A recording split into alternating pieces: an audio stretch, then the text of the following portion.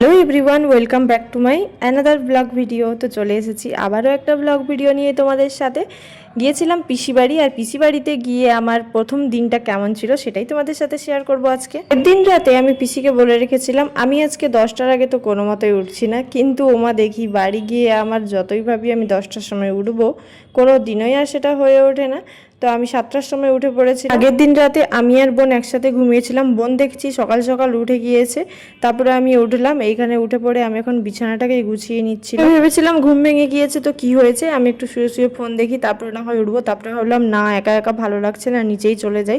তাই জন্য বিছানাপত্র সবকিছু গুছিয়ে আমি চলে যাব সোজা নিচে। আচ্ছা, তোমাদের সাথেও কি এমন হয় বাড়ি গেলে ঘুম ধরতে চায় না, আর যখন কাজের জায়গায় থাকি তখন যেন ঘুম একদম চোখ জুড়িয়ে চলে আসে? তো বোনের বিয়ের আগে এই রুমটাতে আমরা 4 বোন কতই না মজা করেছি। মানে 8টার আগে তো কোনো মতেই আমরা উঠতাম না, প্লাস অনেক রকমের গল্প, ঘুম ভেঙে গেলেও আমাদের 4 জনের গল্প শেষ হতো না। আর কালকে রাতে আমি আর আমার বোন শুয়েছিলাম। বোনের বিয়ে হয়ে যাওয়ার পর থেকে আমরা আশা অনেকটাই কমিয়ে দিয়েছি প্রায়। আসলে কি বলতো, ছোটবেলা থেকে যখনই পিসি বাড়ি আসতাম বোনের সাথে খেলে ধুলে বড় হয়েছি, তো তাই জন্য এখন যখন এই রুমটাতে ঢুকি বোন ছাড়া, তো কেমন যেন ফাঁকা ফাঁকা লাগে, ভালো লাগে না খুব একটা। কালকে রাতে আমি আর বোন শুয়ে শুয়ে এই গল্পগুলোই করতেছিলাম যে আগে আমরা কতই না মজা করতাম বল, একসঙ্গে 4 জন থাকতাম। তো আমার এখন বিছানা দেখো গুছিয়ে আমি রেডি। এরপর আমি চলে গিয়েছিলাম নিচে, আর ব্রাশ করে বোন এখন আমাকে শরবত দিয়ে দিয়েছে। শরবত খাওয়া শেষ হতে না হতেই দেখছি পিসির এখানে লুচি, মানে লুচি আর ঘুগনি কমপ্লিট হয়ে গেছে। আমার তো লুচি ঘুগনি খেতে সেই লাগে, মানে বেস্ট লাগে। তো আমি খেতে বসে পড়েছি।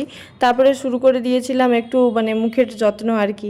তো ভাবলাম একটু কফির প্যাক লাগাই, তো কফির প্যাক লাগাচ্ছিলাম আমি আর বোন দুজন মিলে। এইসব করছিলাম, আর একের পর এক সবাই এসে আমাদেরকে দেখে যাচ্ছে, দিয়ে পরে বলছে এটা কি হবে, কেন মুখে লাগাচ্ছিস, ফর্সা হয়ে যাবি। ধোয়ার পর তো আরোই বলছে দেখি কতটা ফর্সা হলিস।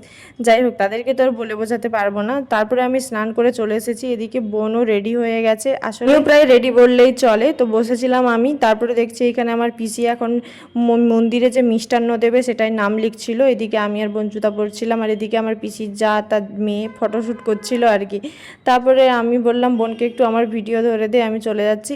এত গরম কি আর বলবো তোমাদের, মানে এই সুতোর জামাটা পরে যাওয়া আমার জন্য মনে হচ্ছিল বেস্ট। যাই হোক, যেহেতু পিসি বাড়ি গ্রামের মন্দিরে এসেছিল শীতলা মা আর গৌরাঙ্গ ঠাকুর, সেই জন্য সেখানে হচ্ছিল ঠাকুরের ভোগ।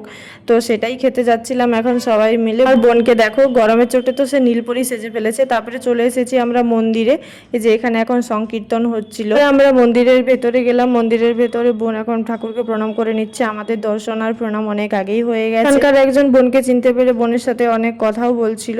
তারপরে এই যে দেখো আমার পিসি বাড়ির মানে গ্রামের নাম পারুলডিহি। এইটা তার শিব মন্দির। শিব মন্দিরটা নতুন করে করেছে, অনেক সুন্দর দেখতে লাগছে। আর এইটা হলো স্কুল ময়দান। এবারও যখন এই পুজোতে এসেছিলাম তখন কি হয়েছিল, ওই গ্রাউন্ডে আমাদের সবাইকে বসিয়েছিল খেতে। তো এই বছর প্রচন্ড গরমের কারণে স্কুলের ভেতরেই আয়োজনটা হয়েছিল। তবে স্কুলটা তো কত বড় তোমরা তো দেখলেই ভিডিওতে। এদিকে দেখো আমার দাদা এখন আমাদেরকে আলু ভাজা দিতে আসছে। তো ও পরিবেশনের জন্য লেগেছিল, যেহেতু ওই গ্রামেরই ছেলে, তো এই গ্রামের ঠাকুর প্রসাদ হচ্ছে আর ওরা পরিবেশন করবে না, ওদের কমিটি তো তা কখনো হতেই পারে না। তো দাদা এখানে আলু ভাজা দিচ্ছিল, আরও অনেক কিছু এনেছিল। তো আমি ওটাই প্রথম করলাম, আর তারপরে এখন একে একে দিয়ে দিচ্ছে। এটা বিচাকলা ছিল, তারপরে চলে আসবে অন্ন। আমি না সত্যি কথা বলতে আমি ঠাকুর প্রসাদ খেতে প্রচণ্ড ভালোবাসি, আর এইদিকে বিচাকলাটা মুখে নিয়ে আমার তো অন্যরকমই অনুভূতি ছিল, মানে এত সুন্দর। এর আগে বোধহয় আমি এরকম কখনো খাইনি। তারপরে একটা চচ্চড়ি মতো ছিল, সেটা দিয়ে ভাত খেয়ে নিয়েছিলাম। আর আমি কখনোই না বিয়েবাড়ি বলো বা ঠাকুর প্রসাদ, সেখানে কখনোই আমি ডাল নিই না। আমি ডাল এমনিতেও খাওয়া পছন্দ করি না, মানে খাই না। তারপরে আবার ওখানেও নিইনি। তারপরে চলে এসেছিলো পটল। এই পটলটাও কিন্তু আমার দাদাও দিয়েছিল। তারপরে আবার এসছে চাটনি। দিনটা এত পরিমাণ গরম ছিল কি বলবো, খেতে গিয়ে তো অবস্থা একদমই খারাপ হয়ে গিয়েছিল প্রায়। তারপরে এই গরমে গরমে যখন চাটনিটা আমি মুখে দিই, আমটা প্রথমে মুখে দিয়েছিলাম, টক লেগেছিল বলে আমি আর চাটনিটাই খাইনি।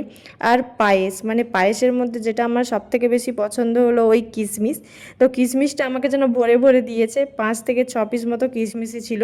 আমার তো খুব ভালো লেগেছে সেই জিনিসটা। তারপরে এইদিকে আমি আর বোন আর এক মুহূর্ত দেরি না করে দুজন চলে এসেছি আবার বাড়িতে। দুপুরবেলা রেস্ট নেওয়ার পর আমি আর বোন এখন বিকালবেলা একটু বাইরের দিকে বেরিয়েছিলাম। এখানে দেখছি পিসি বাড়ির যে সন্ধ্যামণি ফুলের গাছ আছে, ওখানে অনেক রকমের ফুল হয়েছে, সেগুলোই দেখছিলাম একটু। তারপরে এখন আমরা ঘরের দিকে চলে যাব। আর এই ভিডিওগুলো তোমাদের ভালো লাগলে অবশ্যই like, comment, share and subscribe করে দিও। টাটা।